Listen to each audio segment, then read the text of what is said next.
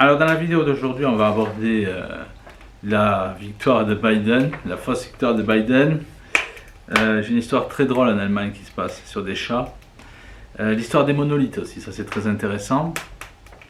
Et la Croatie, où il y a une surprise assez, je dirais, très intéressante aussi. Google, la Croix-Rouge, ça c'est très drôle la Croix-Rouge. Ils se plaignent que les gens ne croient plus trop au vaccin, quoi. Et voilà, c'est... En fait, on ne peut pas toujours servir de cobaye, quoi. Hein, et ces gens s'en plaignent. Et il y a aussi un livre que je peux conseiller. Alors la victoire de Biden, en fait, ce qui se passe, c'est que il continue, la presse continue aussi sur sa même lancée de mensonges.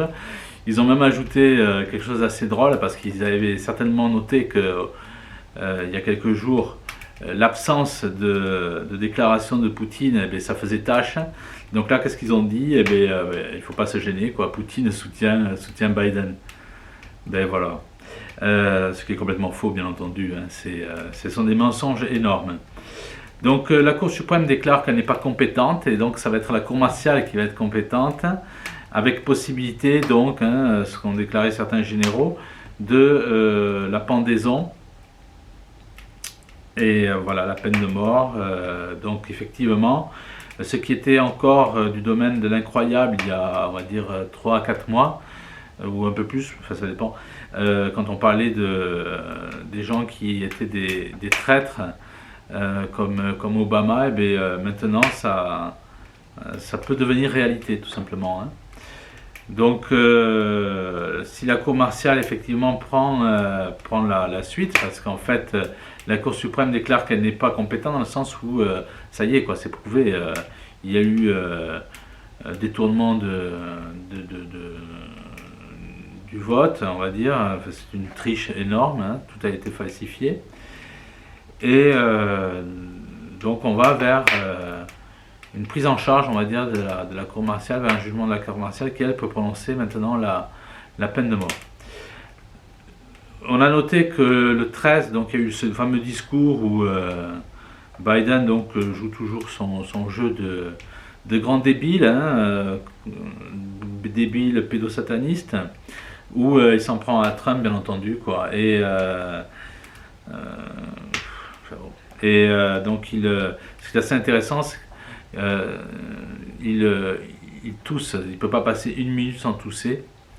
C'est une chose qui est nouvelle, et c'est exactement la même chose qu'on avait remarqué il y a 4 ans, lors de l'élection c'était donc entre Clinton et Trump, quoi, Madame Pizzagate. Et donc elle toussait sans arrêt, elle n'arrivait même pas à parler. C'est vraiment, il faut le voir, c'est impressionnant. Je vais voir si je vais le mettre en ligne avec cette vidéo. Autrement, c'est sur mon site. Et qu'est-ce qui se passe en fait? C'est un peu le sketch, oui, de Fernand Reynaud, Tonton, pourquoi tu tousses? Sauf que là, je pense que Tonton, pourquoi tu tousses, je pense que lui, il ne prenait pas à l'époque de l'adrénachrome, et je crois qu'il y a certaines personnes maintenant qui commencent à être un peu en manque. En Allemagne, ouais, il y a 2 grands youtubeurs en Allemagne, si je puis dire. Bon, parce qu'en fait, j'hésite un peu à prononcer ce terme de 2 grands youtubeurs, parce que les autres ne déméritent pas non plus. Hein. Et donc c'est Olivier Janich, qui est un ancien journaliste du Spiegel, etc., qui a dû émigrer aux Philippines. Et il dit qu'il y a eu des tests qui ont été faits sur des chats, sur le vaccin du coronavirus, et tous les chats sont morts. Voilà, donc avis aux amateurs. Il y avait un monolithe, c'est ce truc là dont on ne sait pas d'où ça vient. Alors j'ai expliqué dans la précédente vidéo, hein, il faut regarder la vidéo que j'ai faite il y a peut-être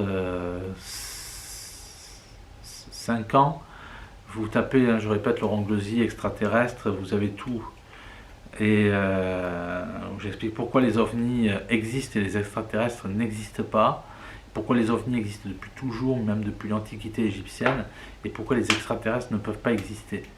Et comme par hasard, les extraterrestres, on retrouve les mêmes gros nez, on va dire, qui ont écrit la science-fiction, bien entendu, pour commencer à habituer les esprits.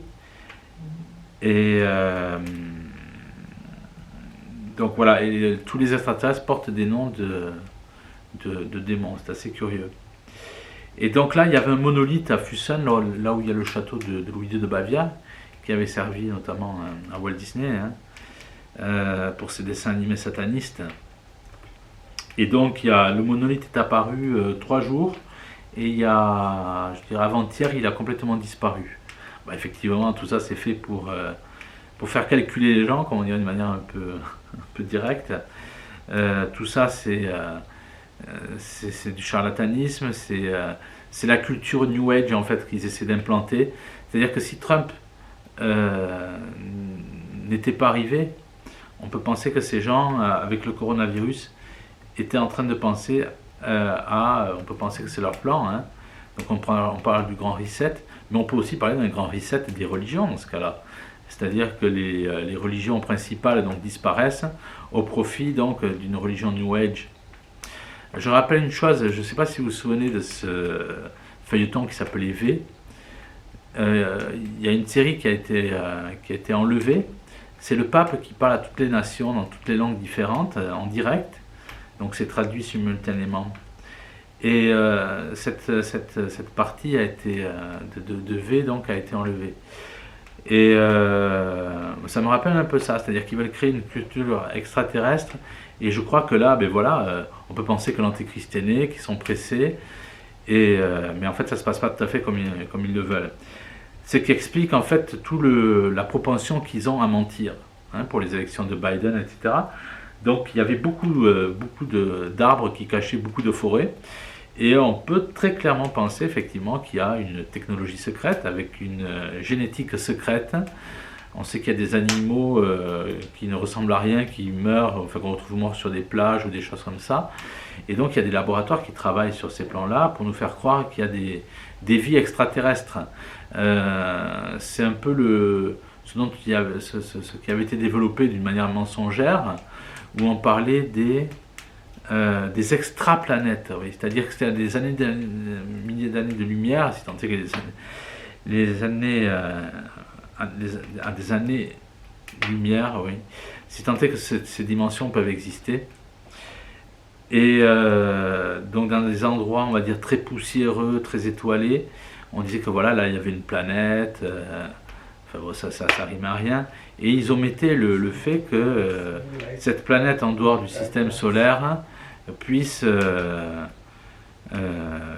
pas être une planète, mais tout simplement ce qu'on pourrait dire en fait une étoile avortée, c'est-à-dire une étoile qui n'aurait pas eu assez de carburant, d'hydrogène pour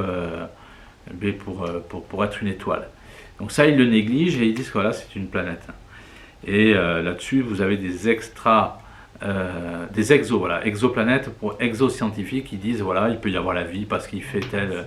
Tout est inventé, tout est... c'est vraiment la science-fiction qui a pris le train de la réalité. Donc voilà où est-ce qu'on en est avec le monolithe de Füssen qui est apparu, qui est disparu 3 jours après, donc il y a 2 jours. Il y a une excellente nouvelle, c'est pour la Croatie. On voit que c'est un pays qui, on comprend pourquoi Tudjman dérangeait effectivement de par ses idées Soros, que Soros avait tout fait pour essayer de le déstabiliser. Tudjman est décédé d'un cancer, hein. Je pense que c'est il y a plus de 10 ans, si j'ai bonne mémoire. C'est le procureur de la République, Jelenic, qui a démissionné parce qu'il est franc-maçon. Et en fait, voilà, ce que je retrouve comme note, c'est que cette démission a été acceptée par Andrej Plenković, qui parle d'un problème d'intégrité. Plenković, en fait, c'est le premier ministre. Et le président Milanović expose qu'il n'est pas, lui, franc-maçon. Donc voilà. En tout cas, il ne fait pas de la publicité pour les loges pédosatanistes. Et concernant donc ce procureur de la République, donc Jelenic, il a été initié le 8 mars 2018. Donc il avait toujours dit non, je ne suis pas franc-maçon. Enfin bon, on connaît le double langage, hein, on sait d'où ça vient la franc-maçonnerie, bien entendu. On sait qui est la grande sœur. Et donc il a été initié le 8 mars 2018 et un mois plus tard, il a été nommé à son poste. Donc le Premier ministre a accepté sa démission. Le ministre de la Justice, Bosniaković, parle que son adhésion est inacceptable. Jelenic n'avait pas déclaré son appartenance, voilà, au début, et avait même nié cette liaison, on va dire, cette initiation.